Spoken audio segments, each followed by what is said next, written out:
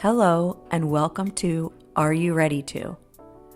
Are you ready to make this vintage style binder size Christmas/holiday recipe book junk journal with me?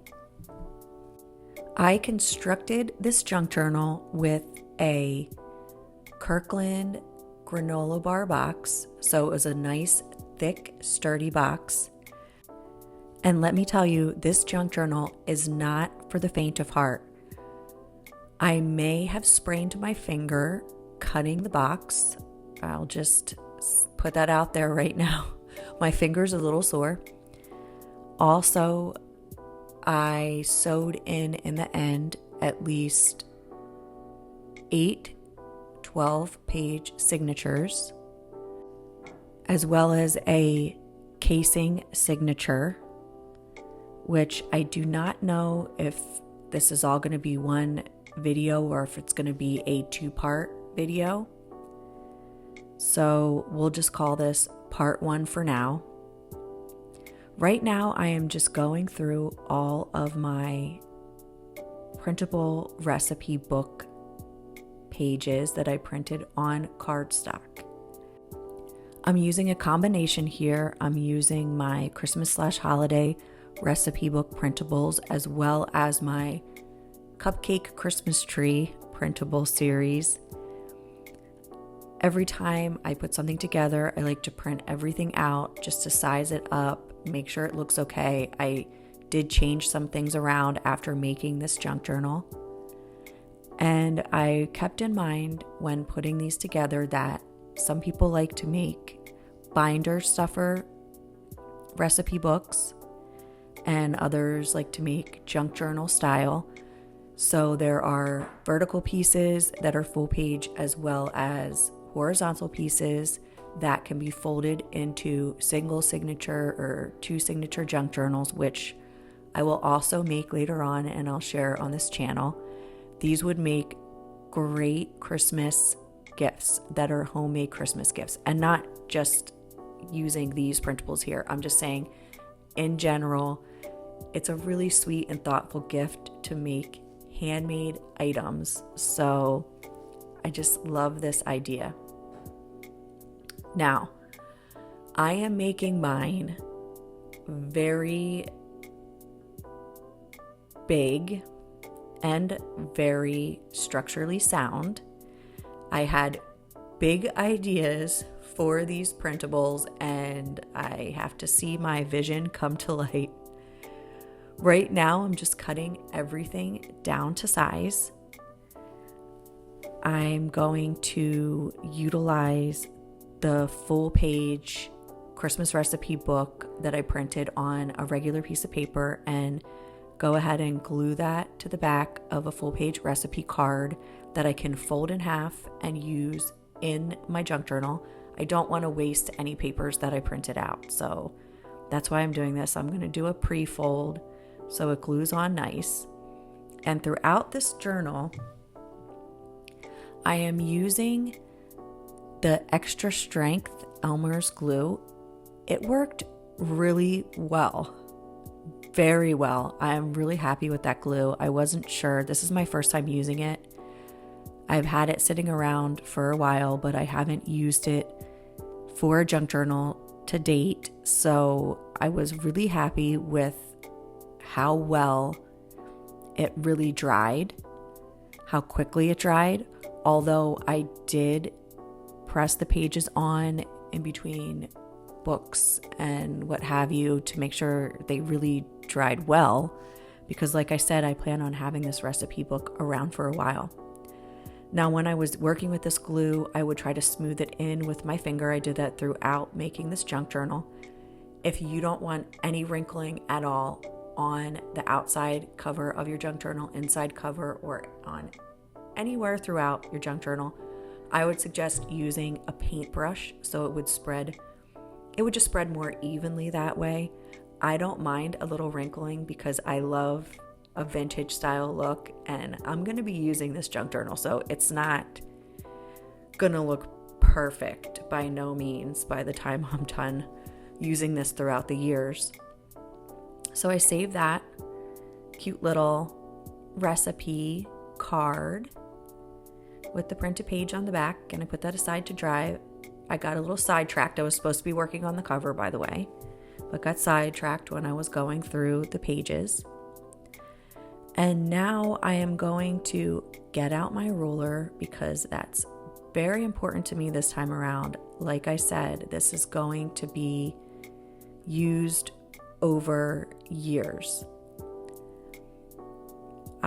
By the way, I want to add that I constructed this junk journal over a 4-day time period, made a mess of my kitchen, and left it a mess for a 4-day time period because I had to come back to it when I could. So here I am just going to find the center line of this centerpiece of this granola box. This is a very thick piece of cardboard, by the way. It is not the easiest to work with, but the way that the junk journal turned out is awesome. It's very sturdy, and I'm glad that I chose a much thicker piece of cardboard this time around.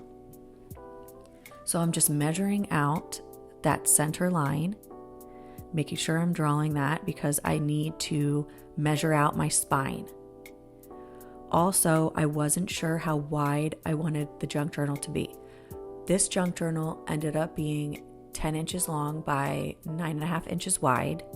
I didn't go into making this junk journal thinking that's the size and exact size I wanted it to be. I knew I wanted it to be closer to like a binder size. So it's not quite as long as a binder, but I like the length and width that it turned out to be. So I'm just sizing things up right now, trying to figure out how wide I want this junk journal to be before I draw in my spine lines. And I was trying to figure out too, how thick did I want the spine? The spine ended up being about 1.5 inches wide. So that turned out perfect to me.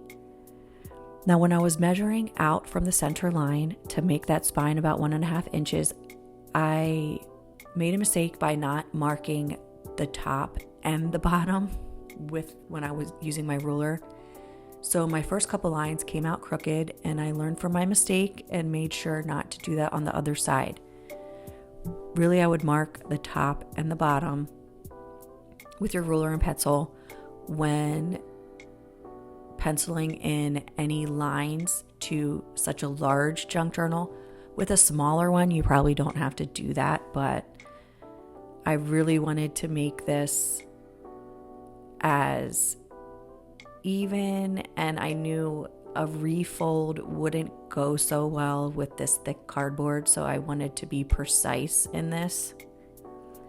So I marked my spine lines, and I used the metal edge of the ruler when folding over the cardboard. So I lined it up with my line that I made, my right spine line there, and I used the metal edge and pressed down really hard and folded over the cardboard. And I folded it both ways, really pressed in that line so it would have a pretty sharp line, really pressed that line in with the ruler, and then I did the same to the other side. The spine came out great.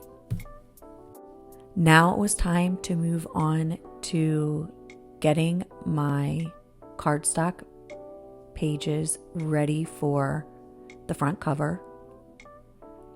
So I needed to mark the spine lines on my piece of cardstock so I could do a pre-fold and it would wrap around easier on the spine when gluing it on. I thought I was recording while I was doing that, but no, I only got this footage and then the ending result. So like I said, I measured the spine lines, marked them up on the piece of cardstock, pre-folded it, and glued it on to the cover, the spine cover. Now it looks like it's raised there and it's not dry yet, so it kind of is a bit, but when I dry this on thoroughly, I put my very large Heritage cookbook in between this and make sure I flip it back and forth to get these cardstock pieces dried thoroughly on the cover of this junk journal. Now I am taking my other pieces of cardstock and I'm going to use my crafting scissors. They're my vintage crafting scissors that I picked up at a paper pound thrift shop. I was very happy with them. They're very sturdy. They're stainless steel. They're very sharp. So I cut in that textured edge to the inner side of the cardstock pieces. And then I cut straight lines along the outer corners of the cardstock pieces and the tops and the bottoms. When gluing on my two cardstock cover pieces, I made sure to measure in from the outer corner, so I glued them in the same place on the front and the back of the cover of this junk journal. So again, I got my ruler out. I really wanted to make sure I was precise. I absolutely love how this cover turned out. My vision was starting to come to light. I was really careful when making this junk journal that I glued the corners down really well. Also, I'd like to add, if you're working with this glue,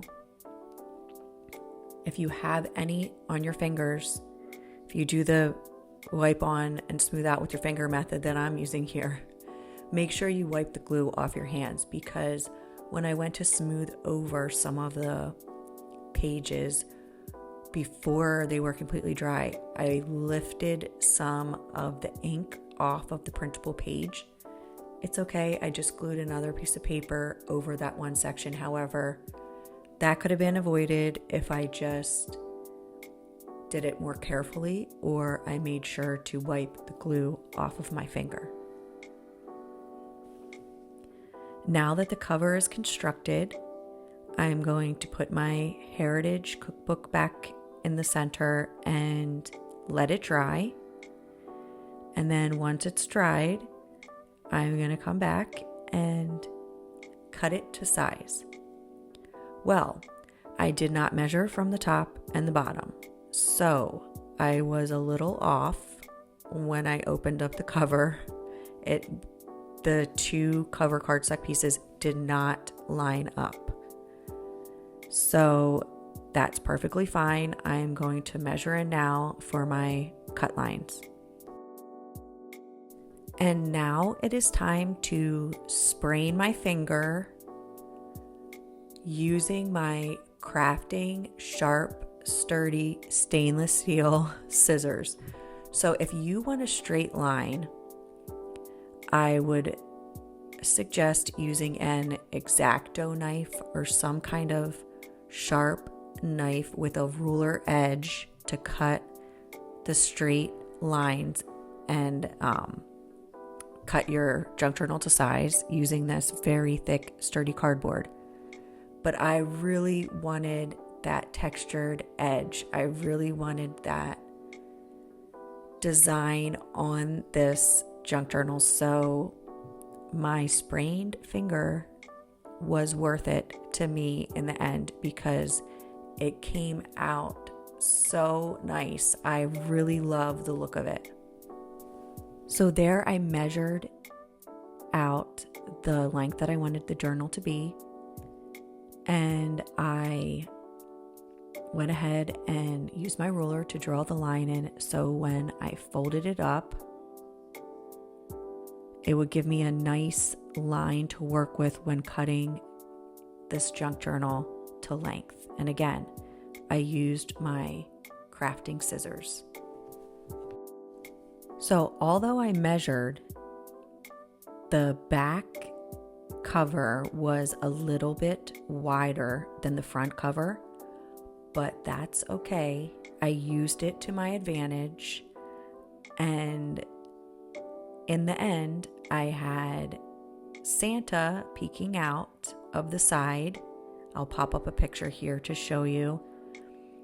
So if I were you, I would do that on purpose. If you're measuring, I would leave like a 1/4 inch or at least some length to the back cover so you can have the Christmas tree cupcakes as well as Santa peeking out at you from the back cover of your junk journal. So moving on, I knew I wanted multiple pockets in the front of this junk journal. I also wanted it to say, I wanted to use one of the papers that said, "This recipe belongs to," with the blank space. And I wanted a pocket that I could slide recipe cards into that I would be using at that time, just, like a placeholder. And then also a little folder pocket for some note cards. Now here's where I waste a bunch of my time. I initially thought I wanted to add some buttons to the front of this junk journal. I ended up deciding against that. I kept going back and forth between split pins and buttons, and I thought, well, I'll do a combo of both buttons and split pins. And I ended up not liking the buttons at all after I took the time to sew them into "This recipe book belongs to" paper.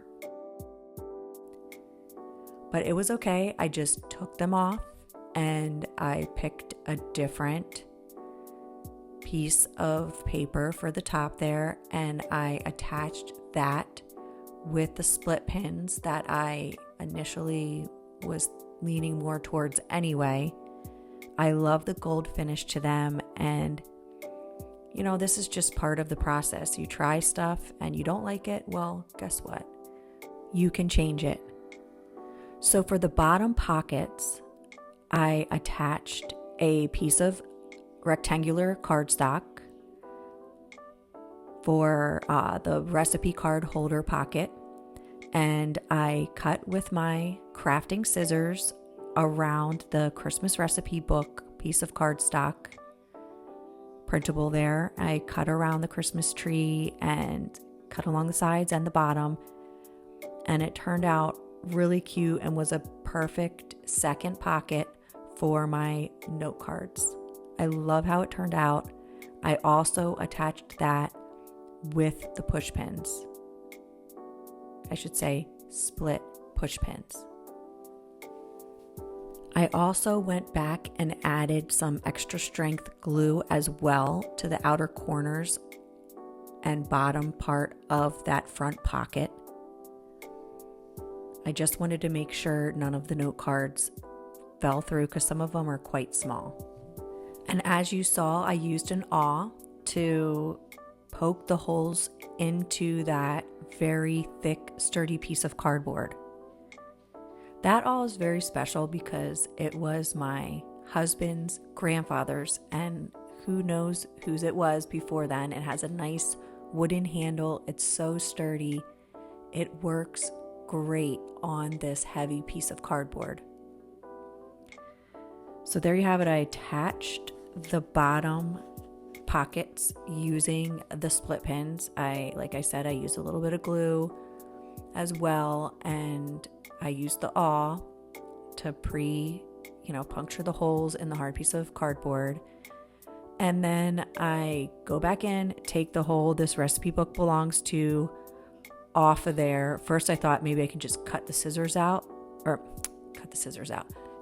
buttons out with the scissors. Still didn't like it.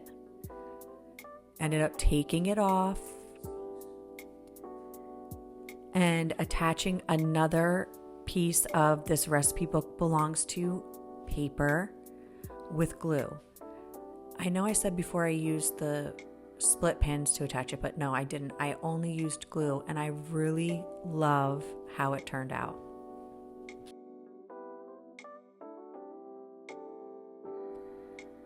Okay, how do you like how it turned out? I think it looks absolutely beautiful. I love it, love it, love it. My vision is coming to life, and I will show you in part 2 how I construct the inside cover and how I use in the front inside cover, how I use a Nespresso sample box to make a pretty deep pocket that can hold a whole bunch of recipe cards with a second front pocket for my note cards as well, and how I put together my signatures, construct those, and sew them into the inside of this vintage style binder size Christmas/holiday recipe book junk journal. Thank you so much for watching Are You Ready To? I hope some of these ideas inspired you, and I really hope you have the best time crafting this holiday season. See you next time.